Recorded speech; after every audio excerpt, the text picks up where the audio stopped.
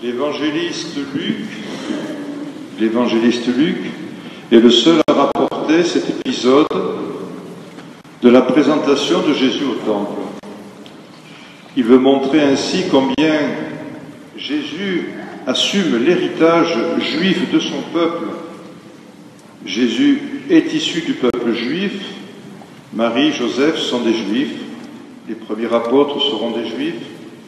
C'est important que ce creuset soit manifesté précisément le jour de cette fête. La loi de Moïse prescrivait que pour la purification, il fallait consacrer le premier fils, premier-né, au Seigneur de sexe masculin, et donc accompagné du sacrifice d'un couple de tourterelles ou de petites colombes. C'était modeste, mais c'était à la portée de tous ceux qui pouvaient manifester ainsi leur attachement à la loi. Et dans le temple, il y a là un homme en attente de la consolation d'Israël, c'est la formule que saint Luc a voulu mettre en valeur. Il attendait la consolation d'Israël, et une femme prophète, Anne aussi. Tous deux sont âgés, habitués l'un et l'autre à fréquenter le temple de Jérusalem, à scruter les Écritures, quasiment quotidiennement. Siméon et Anne sont des personnes âgées. Aujourd'hui, ils font une rencontre bouleversante. Eux qui sont âgés rencontrent au contraire des gens très jeunes, et en particulier un enfant. Mais ce n'est pas simplement un enfant, mais dans les bras de Marie, sa mère, c'est celui que Israël attendait.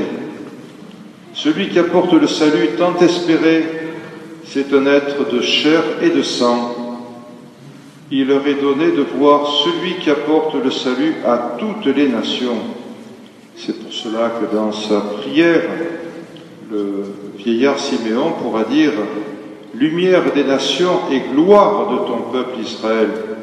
Combien l'arrivée de cet enfant élargit les horizons messianiques qui jusqu'à présent étaient restreints au seul peuple d'Israël. Essayons de mesurer, essayons d'imaginer le saut dans l'inconnu qu'ils sont appelés à faire l'un et l'autre face à cet enfant.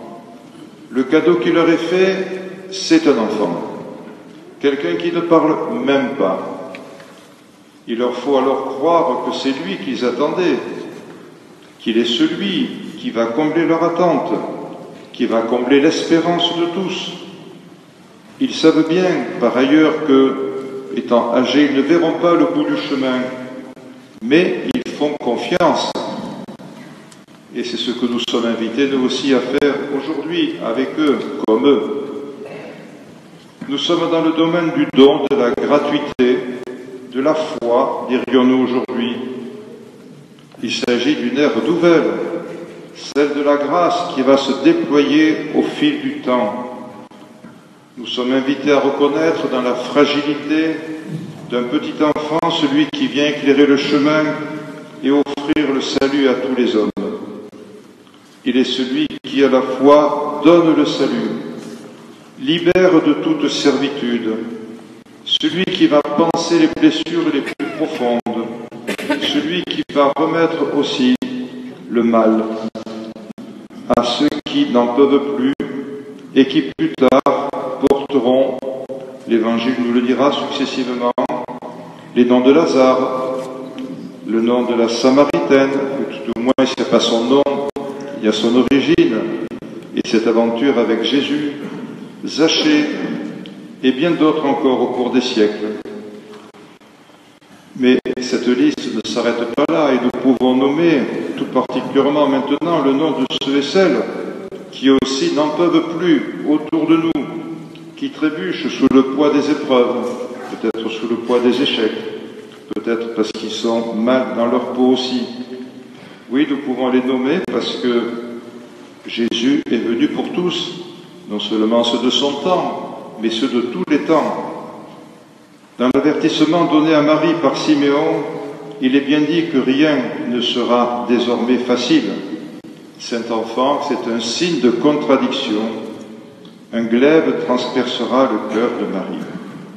Combien il faut aussi nous arrêter sur cette remarque que Saint Luc a voulu faire, signe de contradiction. Ça veut dire qu'il y en a qui seront pour, il y en a qui seront contre, il y en a qui seront passionnément pour et d'autres qui seront farouchement contre. Et nous savons que dans la vie de Jésus, cela s'est réalisé ainsi.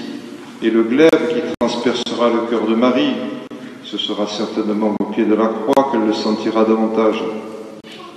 Alors dans nos sociétés où fleurissent les promesses de bien-être à bas prix, et souvent dans les programmes de télévision, ou avant ou après, on voit apparaître des promotions de voitures, de voyages merveilleux, de cures thermales, de beauté. Est-ce que tout cela, toutes ces promesses, si alléchantes soient-elles, ne sont-elles pas malheureusement toujours peu fiables?